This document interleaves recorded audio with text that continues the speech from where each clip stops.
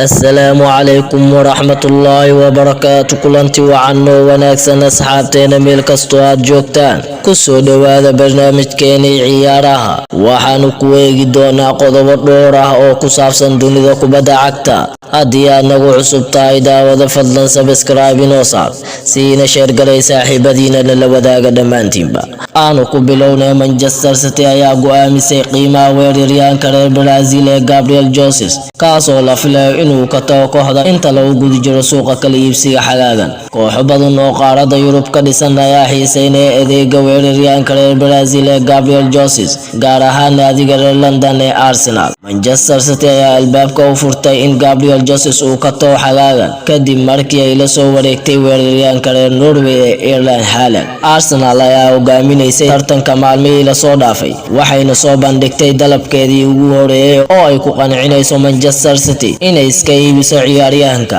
taasoo dhan 40 milyan oo euro, balse Manchester City ayaa diiday dalabkaas. Wargeyska Ingiriiska ka soo baxay ee Daily Mail ayaa xaqiijiyay inay Gabriel Jesus ku bixiso wax ka yar 60 milyan oo euro, waxayna tani soo dedejin doontaa in Arsenal ay dalab cusub ka gudbiso maalmaha soo socda. Wargeyska ayaa warbixintiisa ku sheegay in wakiilka Gabriel Jesus uu u safray caasimada London si uu isugu dayo inuu soo dhameeyo heshiiska uu ugu biirayo Arsenal. Isla dhanka kale kooxda Inter Milan ayaa dhameystirtay saxiixa xidiga Romelu Lukaku, kaasoo ay qaab amaah uga wareegtay kooxda Chelsea. Kooxda Chelsea iyo Inter Milan ayaa ka heshiiyay saxiixa xidiga reer Belgium kadib wadahadalo muddo dheer qaatay. Inter Milan ayaa bixin doonta lacag dhan 8 milyan oo amaah ah, iyagoo xidiga kula wareegi doono heshiis amaah ilaa xagaaga 2023. Xidiga Romelu Lukaku ayaa sanadkii mushaar ahaan u qaadan doona lacag dhan 8 milyan oo euro inta uu la joogo kooxda Inter Milan. Isla sidoo kale Bayern Munich ayaa ugu dambeyn xaqiijisay in ay dhameystirtay saxiixa xidiga Sadio Mane,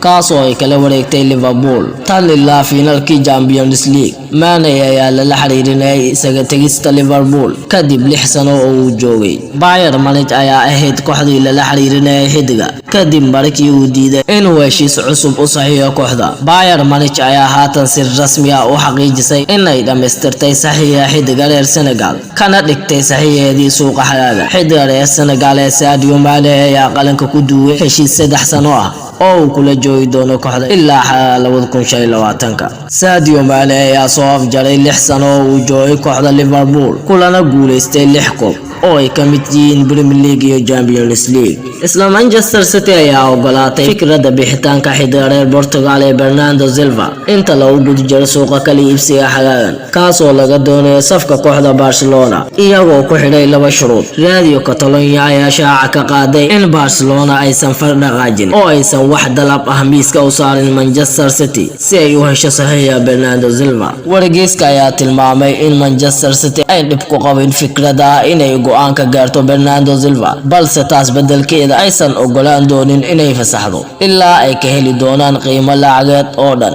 80 milyan oo euro. Manchester City ma doonayso inay dhageysato dalabyada ha ahaato Barcelona ama kooxo kale wax ka yar qiimaha aan soo sheegnay, taasoo dhibaato ku noqon doonta Barcelona oo ay hadda haysato dhibaato dhaqaale oo daran. Isla xidiga garabka ugu ciyaara kooxda Leeds United ee Rafinha ayaa lagu soo waramayaa inuu doonayo ku biirista kooxda Chelsea marka loo eego Arsenal sida ay sheegayaan wararku. Arsenal ayaa haatan laga diiday dalab 50 milyan ah oo ay ka gudbisay saxiixa xidiga Rafinha, kaasoo ay doonayaan inay ku xoojiyaan weerarka. Sida laga soo xigtay wargeyska The Athletic, xidiga Rafinha ayaa doonaya ku biirista Chelsea halkii uu ku biiri lahaa kooxda Arsenal suuqa xagaagan. Xidiga reer Brazil ayaa doonaya inuu sii joogo horyaalka Premier League, laakiin waxa uu doonayaa inuu ku biiro koox ka ciyaarta tartanka Champions League. Rafinha ayaa qaab ciyaareed fiican soo bandhigay xilli ciyaareedkii dhamaaday, waliba door weyn ka qaatay in Leeds sii joogto Premier League. Xidiga ayay Leeds United ku qiimaysaa lacag dhan 75 milyan oo euro